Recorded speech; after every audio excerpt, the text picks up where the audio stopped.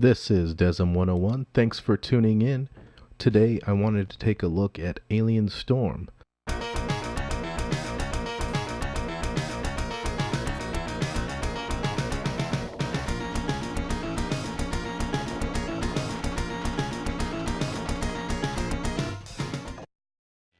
So let's get started.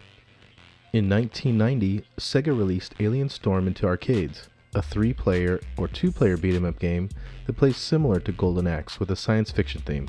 Both are directed by Makoto Uchida.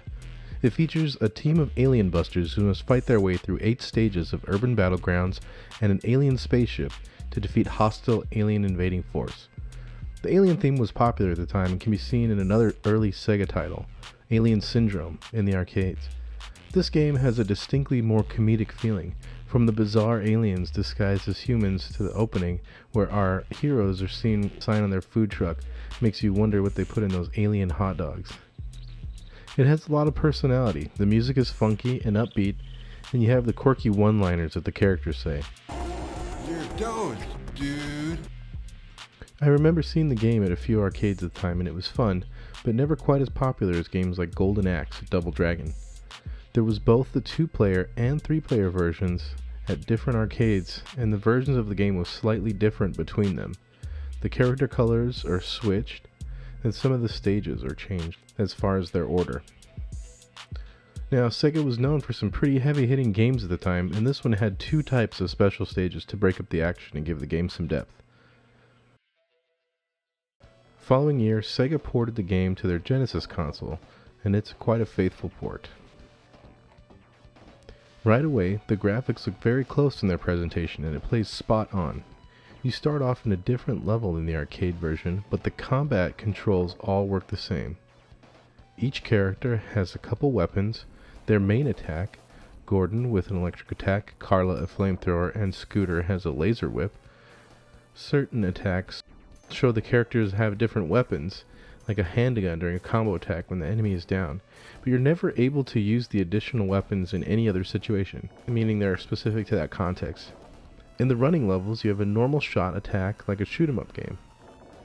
These different attacks add some visual variety, but nothing new to the gameplay.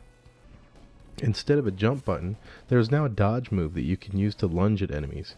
You can also dash and have an attack within a dash from a running jump, similar to the strongest attack in Golden Axe, but now instead of landing on the enemy, you have to flip over him while shooting as you pass over, meaning you have to carefully time it so the enemy has actually a chance to predict it, and a lot of times they'll prevent you from jumping. Each character has a special attack that damages all the enemies on screen, which uses a good chunk of the energy, and actually your normal attacks will use a little bit of energy at a time. So if you run out, you actually are limited to physical attacks that do less damage. It's really more of a pain to play the game that way. The enemies look the same as the arcade versions, with a few missing creatures such as the slimes at the beginning, and there are of course some animation frames and more of the scaling effects that wouldn't be able to be replicated on the Sega Genesis. Now there is a few boss fights, but it's definitely one area that feels lacking. The boss designs look decent, but certainly don't have the same creativity present in what we got to see in Alien Syndrome a few years before. This port would have been a great chance to add some more bosses and unique designs to give the game that extra content for the home release. The extra stages retain most of their fun and detail with the hits of the presentation and sound effects. These are a good way to change up the gameplay a bit and take a break from the fight. The shooting gallery stages gives you lots of power-ups and some health refills, and the running stages play like a traditional shooter. One area it's missing is the car lot from the arcade game, which also had unique enemies you don't see in other shooting gallery stages. They had a great visual flair in my opinion, but you likely take some cheap hits during the level because of the cursor speed, not even able to intercept the enemies in time. The locations you find in leave a bit to be desired. It's either a lab, which isn't in the arcade version, a city, near a farm, or of course the alien ship.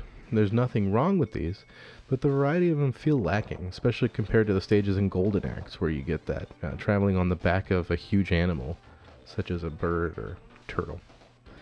The alien ship is also a maze level, so you'll need to play through it a couple times or use a guide to help let you know which way to go, so you don't get stuck in there and lose all your continues. And speaking of continues, once you use up all of them, you go to a screen where you get graded on your performance for the game over. And in the arcade version, you actually have an audience of judges that are giving you scores. And you even see Gilea's Thunderhead from the Golden Axe series.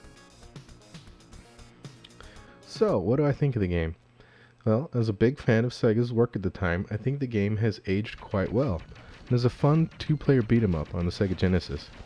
The art style is quite perfect for the time period and has all the charm of Golden Axe, but executed in a more light-hearted manner. I like what they did with the levels that break up the beat-em-up sections, but the level variety and the lack of bosses, the stages, brings it kind of down a bit. With a few tweaks and a bit more depth to the gameplay, like in beat-em-up sections, give them a normal jump, and how about some new bosses as well as maybe a new playable character or two, this could have been a top-notch Sega classic. However, as it is today, I think it's more of one of those deep cuts from Sega's arcade heyday back catalog. In the 90s, couldn't do much to stand up against many of its contemporaries. For example, Final Fight came out the year before in 1989, and in the 90, there was even Airback Cop and G-Lock, which were on another level. I'll always think of the unique humor and compelling title screen, which make up some of the best of classic title screens from Sega's roster at the time. While it's not a certified classic, it's a welcome addition to the list of arcade ports on the Genesis. There was also ports of Alien Storm on Sega Master System, Commodore 64, Amiga, ZX Spectrum, and Amstrad CPC, although most of them are merely subpar. Not all Sega arcade games ended up on the Genesis, and as the previously mentioned Alien Syndrome never got one. You can get a complete in-box copy for about $35 to $45, or a loose copy for around $10, maybe a little bit more or less. I recommend if you're a fan of old school arcade beat-em-ups that don't take themselves too seriously, check this out, you might really like it.